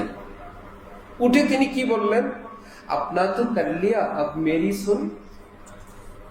তুমি যা করতে চাইছো আমি তো তোমাকে বাধা দিই নেই, তুমি তো তোমারটা তো করলে ভাই, এবার আমার একটু কথা শোনো। সেই লোক তো অবাক যে কার পালায় পড়লাম, মাইক দিলাম, সে এখন বলে ঠিক আছে তুমি মারছো ভাই, একটু আমার একটু কথা শোনো। সে এখন বলতেছে পহলে মাফ কর ফির শুনুঙ্গা, তোরে মাইক দিছি সেটা মাফ কর তারপর আমি শুনবো। হযরত বলে ঠিক হ্যাঁ মাফ কর দিয়া ভাই। সেই লোক এখন মনে পানি আসছে, যাক আমি যাই করছি রাগের চোটে মাপ পেয়ে গেছি। এবার হযরত কথা বলতে শুরু করলেন, পিছনে গাড়টি আছে, রুটির গাড়টি, কাপড় চোপড়ের গাড়টি। ওই যুবক লোক এখন বলে ভাই ইয়ে মেরে পাশ দে দো, তুমি দিনের কথা বলবা, গাড়টি বলছো আমার কাছে দাও, এক দুই কথা। এখন এগুলো শুনে এখন বলে আরে এই কথাগুলো তো আমার এলাকার লোকেরা কেউ জানে না, চলো ওদের কেউ বলতে যাও, ওদেরকে এই কথাগুলো শোনানো দরকার। সুবহানাল্লাহ। শক্ত কথার দ্বারা না নম্রতার দ্বারা? আমার ভাই, এজন্য আমরা এমন এক যুগে, এমন এক সোসাইটিতে, সমাজে, এমন এক পরিবারে ছেলে মেয়েকে শক্ত কথা বললে ঘর থেকে বের হয়ে গেছে, সমাজে শক্ত কথা বললে পিস্তল নিয়ে হাজির হয়ে গেছে। কি মুশকিল! এই ক্ষেত্রে ওই রাসূল সাল্লাল্লাহু আলাইহি ওয়াসাল্লামের হাদিসের যে দিকগুলো আছে, নম্রতা, উদারতা, আলেম ওলামারা বলেন এটা ব্যাপক প্রচার করা দরকার। আরে ওই যে ইব্রাহিম ইবনে আদহাম, ভুল করছো, তুমি আমার আল্লাহর বান্দা না, তাতে কি হয়েছে? তুমি তো আমার আল্লাহরই বান্দা। আরে ভাই নামাজ পড়ে নাই সেই তো আমাদের মুসলমান ভাই, জুমার দিন দেখো নাই, ঈদে দেখো নাই, কোরবানিতে দেখো নাই, সে তো কোরবানি করে, মুসলমান আমাদের। ঠেলা ধাক্কা দিয়ে তাকে ভাগায় দেওয়ার যোগ না, বরং বুকে জড়ানোর যোগ। আমাদের ভাই, এ আমাদের লোক। হ্যাঁ আমি তবলিগ করি, ওকে তবলিগ করে না, তবলিগ না করলে কি মুসলমান না? ভাই আমাদের ভাই, মাদ্রাসাওয়ালারা আমাদের লোক। ওনারা স্টকে আছেন, আমরা মাঠে আছি, ওনারা ভিতরে আছেন। পুলিশের সব লোক কি রাস্তায় আছে? রাস্তায় যদি সব নামে শেষ। বলে আমরা রাস্তায় মেহনত করি, ওনারা হেড অফিসে মেহনত করে। কেউ প্ল্যান প্রোগ্রাম করে, কেউ ব্রিজের কাজ করে, শ্রমিকের কাজ করে, ইঞ্জিনিয়ার কাজ করে, যে যার মতন কাজ করে। ঠিক ইসলামের যে যে সাবজেক্টের উপর আছে, আজান এটা ইসলামের অঙ্গ, ইমামত ইসলামের অঙ্গ, বয়ান ইসলামের অঙ্গ, কোরআনের তালিম ইসলামের অঙ্গ, সব অঙ্গ মিলাই যেরকম আমার আপনার একটা দেহ, ঠিক ইসলামেরও অনেক অঙ্গ আছে। এক এক অঙ্গ নিয়ে এক একজন, যে চোখের ডাক্তার, কেউ মাথার ডাক্তার, কেউ হাড়ের ডাক্তার, ইত্যাদি ইত্যাদি ডাক্তার। এই বলি কি এক ডাক্তার আরেক ডাক্তারকে ছোট করে? মেয়ে চোখ নিয়ে আসো, মেয়ে তুমি ঠ্যাং নিয়ে আসো, মেয়ে তুমি হাড্ডি নিয়ে আসো। এই ভাই সবটা মিলেই একজন মানুষকে সুস্থ রাখার প্ল্যান, যে যেটা নিয়ে করে। ঠিক ইসলাম এত বিশাল, যে যে পাঠ নিয়ে আসে, অশুদ্ধ না হোক, গলত না হোক, শুদ্ধ যদি হয়, আমি আপনি যদি তাকে বুকে জড়াই নিই, আমাদেরই ভাই। ভুল যদি থাকে, আল্লাহ আছেন না, আল্লাহ পাক কখন কাকে মাফ করে দিবেন, তার ভুল তো আমি দেখছি, আল্লাহ পাকের ক্ষমা করা না করা তো দেখিনি, সেটাও কি আমরা দেখছি? এই জন্য অনেকে কারো ভুল বিচ্যুতির লিস্ট মুখস্থ করে এরকম রশি নিয়ে বসে থাকে। নামাজ পড়ে হয় জান্নাতে যাবে, মনে হয় যেন জান্নাতে যাইতে হইলে আল্লাহ তাকে জিজ্ঞাসা করে জান্নাত দিবেন। অমুকে যাবে জান্নাতে, অমুকে এসেও, আরে সারা বছর নামাজ পড়ে নাই, রোজা রাখে নাই, এসা তেসা, এই লিস্ট নিয়ে যে হিংসুকরা এবং ছোট মনের অধিকারীরা এখানে বসেই থাকবে, আল্লাহ পাক আল্লাহর বান্দাকে মাফ করে জান্নাতেও পাঠিয়ে দিবেন। যত বেশি মানুষের প্রতি সুধারণা রাখা যায় তত নেকি। আজান হয়, একামত দিতেছে, মসজিদের সামনে হেঁটে চলে যেতেছে। এই বেচারের ব্যাপারে ইসলামের বিধান, যুন্নুবিল মুমিনিনা খায়রা, মুমিনের ব্যাপারে সুধারণা করো। কি সুধারণা করবো? এত মসজিদের সামনে হাইটে চলে গেল, নামাজ তো পড়ে না। যদি আপনি বানায় চুরে একটা সুধারণা খাড়া করান, মনে হয় একটু পরে পড়বে, অথবা সামনের মসজিদে পড়বে, মন সাপোর্ট করে না, তারপর একটা তৈরি করলেন, মনে হয় ওনার কাপড় চোপড় প্রস্তুত না, তো বাসায় গিয়ে পড়বেন, একটাও ঠিক না, এমনি বানাইলেন। নবীজি বলেন ওই লোকের ইজ্জত রক্ষার জন্য যে তুমি এগুলো করলা, আল্লাহ পাক তোমাকে পূর্ণ সওয়াব দান করে দিবেন। একটাও যদি ঠিক না হয়, একটাও ঠিক না, এমনি মনে হয় ঘরে পড়ে আসছেন, অথবা সামনের মসজিদে পড়বেন, অথবা কোনো ইমার্জেন্সি কোনো ওষুধ বড়ির কাজে যাচ্ছেন, বাসায় কোনো ওষুধ লাগতে পারে, এখন কি নামাজ জামাত তো জরুরি না, ওষুধ আনা জরুরি। আমার ভাই আছে না, তো আগে পরে নামাজ পড়বেন, সে পড়েও নাই, কিন্তু আমি ভাবছি সে পড়বে, এই সুধারণার পুরস্কার আল্লাহ বিনা দলিলে দান করে দিবেন। দলিল চাইবেন না। কোন দলিলের ভিত্তিতে তুমি এইগুলো বললা?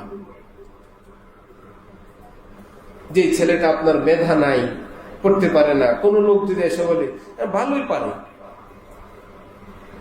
আপনি জিজ্ঞেস করবেন না কবে, কোথায়, কি পাচ্ছে, কিচ্ছু বলবেন না। বলবেন সবাই তো অনেক বলে কিচ্ছু পারে না, আপনি বললেন পারে, মাশাআল্লাহ, খুশি, আপনি তার উপর খুশি হয়ে যাবেন।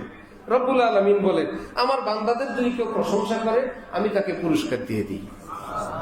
এজন্য আমরা আখিরি যুগ আসছি, এখানে আমরা গুনাহ নিয়ে, তো যে যেভাবে আসি এই গুনাহ থেকে মুক্ত হওয়ার জন্য, যেভাবে পৃথিবীতে আসছিলাম বেগুনাহ, গুনাহ থেকে মুক্ত হওয়ার জন্য আল্লাহ পাক আমাদের জন্য তওবা রাখছেন। পৃথিবীতে কোনো আলেম, কোনো মুহাদ্দিস, কোনো মুফাসসির, পৃথিবীর কোনো কিতাবে নাই একজন মানুষের জীবনে এতবার তওবা কবুল হয়, এরপরে আর হয় না। বাকি এইটুকুন জানা দরকার, কতদিন পর্যন্ত আল্লাহ পাক তওবা কবুল করবেন একজন মানুষের, সেটার একটা মেয়াদ আছে। সেটা হলো মালাকুল মউত আসার পর, মৃত্যুর লক্ষণ যখন শুরু হয়ে যাবে তখন আর তওবা কবুল হয় না। এর আগ পর্যন্ত আল্লাহ পাক তওবার দরজা তার জন্য ওপেন করে রাখছেন। শুধু আজরাইল আসছে যখন, মৃত্যুর লক্ষণ শুরু হয়ে গেছে, তখন আর তওবা কবুল হবে না। তার আগ পর্যন্ত এই পৃথিবীর শিরিকও যদি কেউ করে, আমরা তো শুনছি শিরিকের মাপ নাই, শুনছেন না? এটা সব গুনাহ মাপ আছে, কিসের মাপ নাই? এই মাপ নাইয়ের অর্থ হইল শিরিক নিয়ে যদি কবরে যায়। এই মাপ নাইয়ের অর্থ শিরিক নিয়ে যদি কোথায় যায়? দুনিয়া যদি কেউ শিরিক করে তওবা করে, আল্লাহ শিরিকও মাফ করে দেন। নাস্তিক হয়ে যদি তওবা করেন তাও মাফ করে দেয়, মুরতাদ হয়ে যদি তওবা করেন তাও মাফ করে দেয়। মূর্তি পূজা ইহুদি খ্রিস্টান হয়ে গেছে প্রকাশ্যে ঘোষণা দিয়ে, সে যদি তওবা করে আল্লাহ তাকেও মাফ করে দেন। হ্যাঁ, মুশরিক হয়ে কবরে গেলে, ইহুদি হয়ে, অমুসলিম হয়ে কবরে গেলে আর মাফ নাই। তওবার দরজা বন্ধ হয় কখন? মৃত্যুর শুরু হয়ে গেলে। আমার ভাই, আল্লাহ পাকের রহমতে মৃত্যুর লক্ষণ তো শুরু হয় না আমাদের, তাহলে কি তওবার দরজা বন্ধ হয়ে গেছে না খোলা আছে? পাকিস্তানে এক পাপিষ্ট সন্ত্রাসী লোকের মৃত্যুর আগে আলেম নিয়ে আসছেন, হুজুর একটু তওবা করান। আলেম ওলামারা বলতেছিল, ভাই ये कहो, यो कहो, अस्तगफिरुल्लाह कहो, अल्लाह मुआफ फरमा दो, ये बताओ। সে কি বলে জানেন? শুয়ে শুয়ে, মুঝসে कहा नहीं जाता। মৌলভী সাহেবরা, তোমরা যে কথাগুলো বলো এটা আমার মুখে আসে না। আলেম ওলামারা বলেন, হইছে কাজ। আমরা আগেই শুনছি, আল্লাহ পাক যাকে মাফ করবেন না তাকে মাফ চাইতেই দিবেন না। এই জন্য আল্লাহ পাক তাকে মাপ চাইতে দেন না।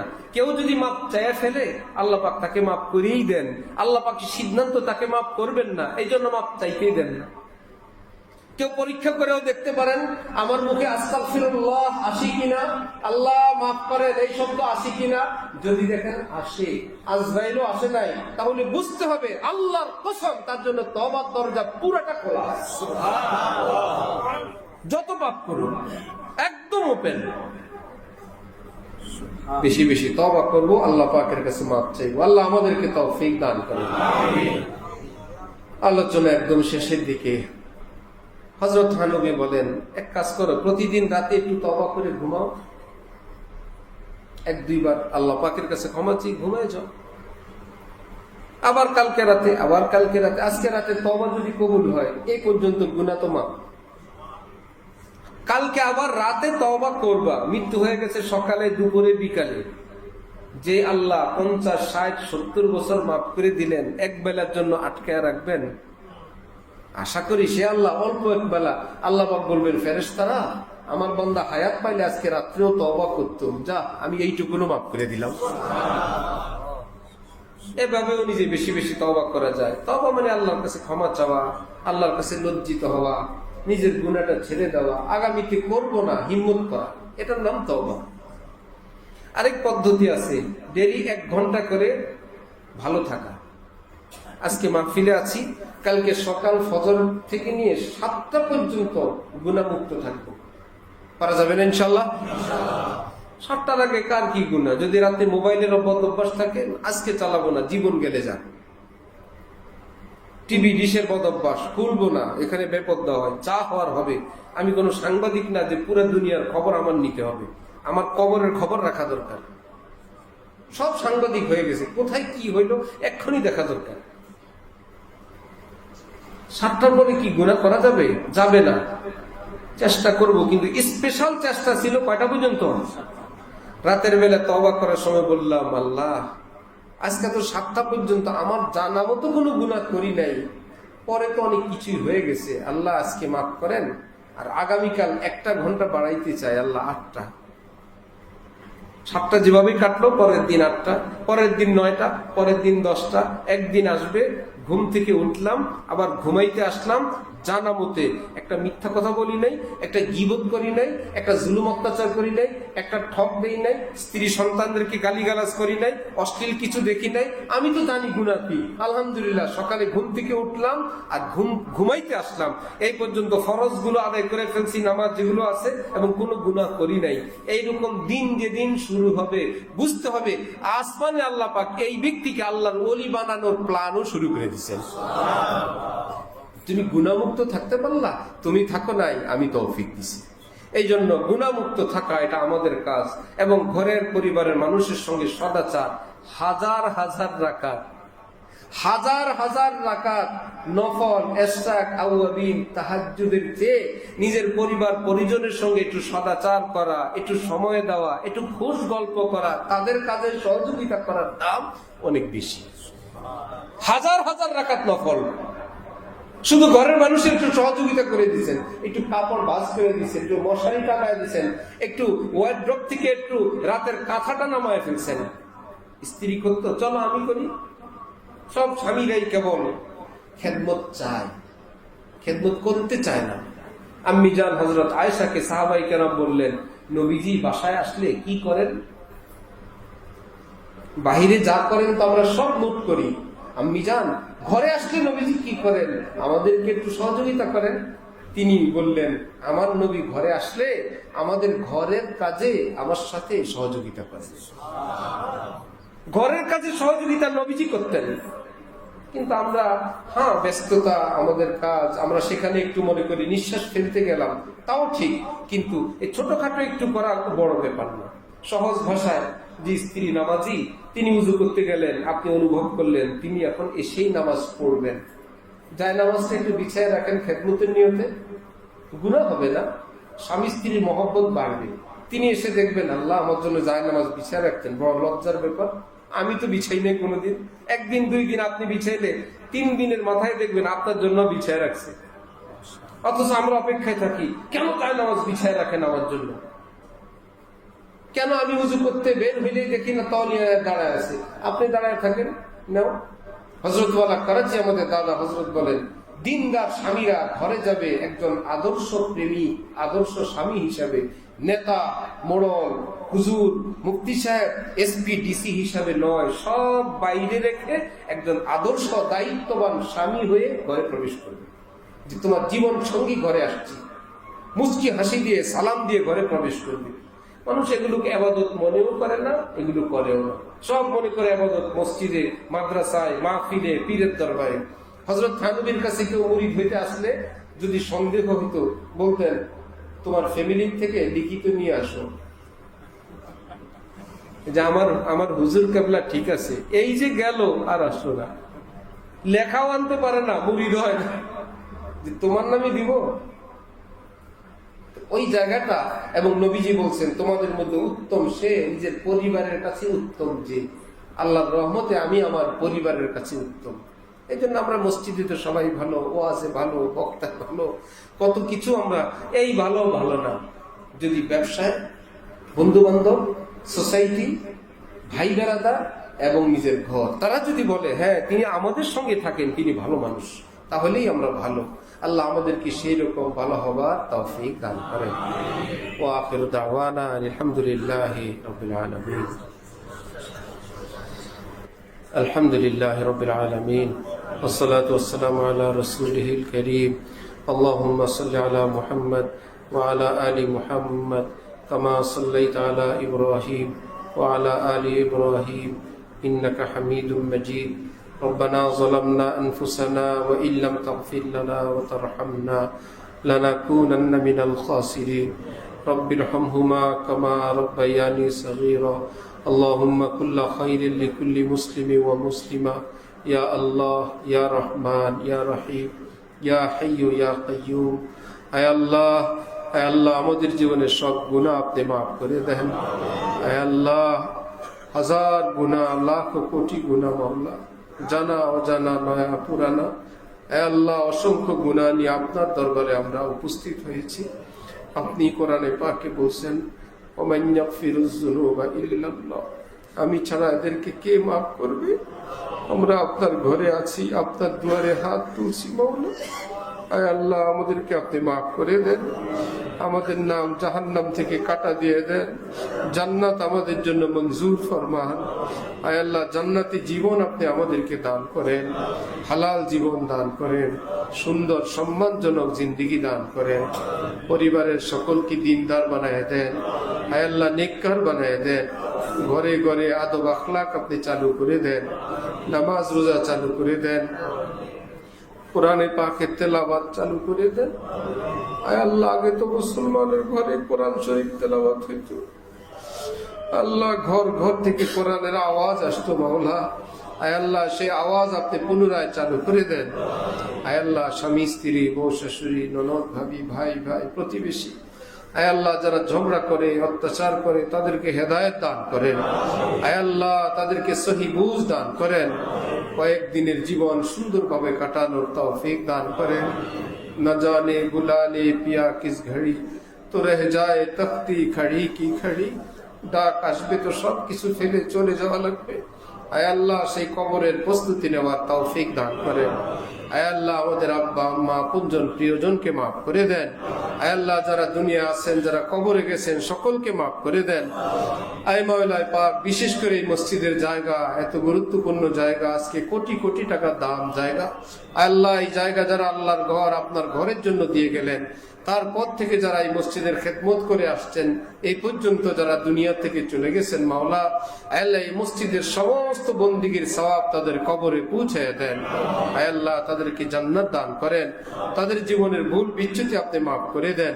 আজকে যারা মসজিদ কমিটিতে আছেন, মুসল্লিয়ানে কেরাম, এলাকাবাসী, আয় আল্লাহ এক ওয়াক্ত নামাজও যারা পড়ছেন, এক টাকাও যারা দান করছেন মাওলা, আয় আল্লাহ আমাদের সকলকে আপনি হেদায়েত দান করেন। আয় আল্লাহ সকলের জন্য আপনি হেদায়েত মঞ্জুর ফরমান, পরকালে আয় আল্লাহ আমাদের জন্য জান্নাত কবুল ফরমান। আয় আল্লাহ এই মসজিদকে আপনি জাহিরি ভাবেও সুন্দর বানায় দেন, বাতিনি ভাবেও সুন্দর বানায় দেন। আয় আল্লাহ মসজিদ নির্মাণের কাজের আশা আমাদের, আয় আল্লাহ আপনি সহজভাবে সুন্দরভাবে সম্মানজনকভাবে আয় আল্লাহ আমাদেরকে আপনার ঘরকে সুন্দর করার আপনি তৌফিক দেন। আপনার বান্দাদেরকে খেদমতে স্বতঃস্ফূর্তভাবে শরীক হওয়ার তৌফিক দেন। আয় আল্লাহ এলাকার ঘরে ঘরে খায়ের বরকত রহমত দান করেন। আমাদের সমাজের উপর বিশেষ করে আমাদের দেশের উপর রহমত দান করেন। আয় আল্লাহ দেশকে সর্বদিক থেকে শক্তিশালী বানায় দেন, দেশের মানুষদেরকে সৎ বানায় দেন, চুরি ডাকাতি জুলুম অত্যাচার থেকে তওবা করার তৌফিক দান করেন। আয় আল্লাহ যারা ভুল পথে আছে, নেশার পথে, আয় আল্লাহ চুরি ডাকাতির পথে, সন্ত্রাসের পথে মাওলা, আয় আল্লাহ আপনার কাছে ফরিয়াদ সেই মানুষদের হালাল রুজির আপনি ব্যবস্থা করে সেই ভুল পথ থেকে ফেরার তৌফিক দান করে দেন। আল্লাহ ব্যবসায়ীরা আয় আল্লাহ তটস্থ থাকে, কাঁপতে থাকে বিভিন্ন পেরেশানিতে, আল্লাহ পাওনাদার দেনাদার, আয় আল্লাহ বাকিওয়ালা নগদওয়ালা, কে কাকে ঠকায়, কে কাকে প্রতারণা করে, কে কাকে আল্লাহ ক্ষতি করে দেয়। একটা মুসলিম দেশে আমরা এরকম অনিরাপদ জীবন যাপন করি। আল্লাহ আল্লাহ আমাদেরকে আপনার ভয় দান করেন, সততা দান করেন, মনুষ্যত্ব দান করেন, মানবতা বোধ আপনি দান করে দেন। আমাদের দেশের জন্য উত্তম শাসকের ব্যবস্থা করে দেন। সারা পৃথিবীর মুসলমানদের জান মাল ইজ্জত আবরু আপনি হেফাজত করেন। বিশেষ করে ফিলিস্তিনকে আল্লাহ আপনি রক্ষা করেন। আয় আল্লাহ আমাদের ফরিয়াদের কোনো ভাষা নাই মাওলা। আয় আল্লাহ আপনার ওলিরাও তো দুনিয়া আছেন, যারা মক্কা শরীফ মদিনা শরীফে আছেন, তওয়াফ অবস্থায় তো দোয়া করেন, রিয়াজুল জান্নাতে তো দোয়া করেন। আল্লাহ আয় আল্লাহ হজরে আসওয়াদে তো কেউ দোয়া করেন, আপনার ঘরের দুয়ার ধরে তো দোয়া করেন, যাদের উসিলায় এই পৃথিবীটা আপনি রাখছেন তারাও তো দোয়া করেন। আল্লাহ আমাদের কারণে আপনি আয় আল্লাহ তাদের দোয়া কবুল করা থেকে আপনি বিরত থাকেন না আল্লাহ। আয় আল্লাহ আমাদেরকে মাফ করে দেন, আপনার ওলিদের দোয়া আপনি কবুল করে নেন। আয় আল্লাহ সেখানের মজলুমদের আহজারি আপনি কবুল করে নেন আল্লাহ। আয় আল্লাহ জালিমদেরকে জুলুম থেকে বিরত হওয়ার আয় আল্লাহ আপনি বাধ্য বানায় দেন। যাদের কপালে নাই আসমানি গজব দিয়ে আপনি ধ্বংস করে দেন, তাদের সব শক্তি সামর্থ্য আপনি ধূলিসাৎ করে দেন আল্লাহ। যারা অস্ত্র যোগায়, অর্থ যোগায়, সাপোর্ট করে, তাদের রাজ্য রাজত্ব আপনি সব তছনছ করে দেন আল্লাহ। আল্লাহ আপনার কাছে তো কত কিছুই আছে, একটু বাতাস দিলেও তো টিকবে না, একটু ভূমিকম্প দিলেও তো টিকবে না। আল্লাহ সে আবাবিল পাখি দিলেও টিকবে না, আগুন জ্বালা দিলেও টিকবে না। মাওলা আপনি বলছেন আপনার লয় নাই, ক্ষয় নাই, যেমন ছিলেন তেমনই আছেন। আল্লাহ আপনি আমাদের কারণে নারাজ হয়েন না আল্লাহ। আল্লাহ সেখানে নারী, শিশু, ক্ষত বিক্ষত মানুষ, হসপিটালের মধ্যেও হামলা হয় মাওলা। এইরকম নিষ্ঠুরতা পৃথিবীতে আর শুনি নাই মাওলা। আল্লাহ জালেমদেরকে আপনি আযাব দিয়ে ধ্বংস করে দেন। আল্লাহ পৃথিবীর মানচিত্র থেকে ইসরায়েলকে আপনি খতম করে দেন আল্লাহ। আল্লাহ যারা মুসলমানদেরকে টার্গেট করে আপনার আযাব দিয়ে তাদেরকে টার্গেট করেন। যারা আমাদেরকে ধ্বংসের জন্য অস্ত্র বানায় সে অস্ত্র দিয়ে আপনি তাদেরকে ধ্বংস করে দেন আল্লাহ। আল্লাহ আমাদের দেশের শিক্ষা ব্যবস্থা আপনি সুন্দর বানায় দেন, একটা মুসলিম অধ্যুষিত দেশ। আল্লাহ শিশুরা পড়ে যেন মুসলিম হিসেবে বেঁচে থাকতে পারে, আল্লাহ এইটুকু শিক্ষা আপনি ব্যবস্থা করে দেন।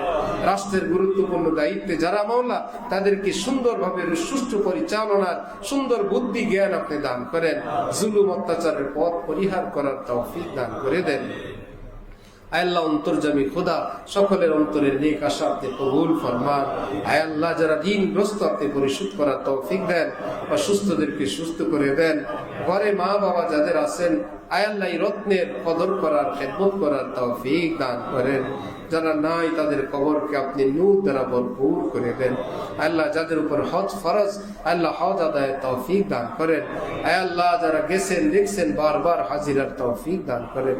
সুবহান রাব্বিকা রাব্বিল ইজ্জাতি আম্মা ইয়াসিফুন ওয়া সালামুন আলাল মুরসালিন ওয়ালহামদুলিল্লাহি রাব্বিল আলামিন। সাল্লাল্লাহু আলাইহি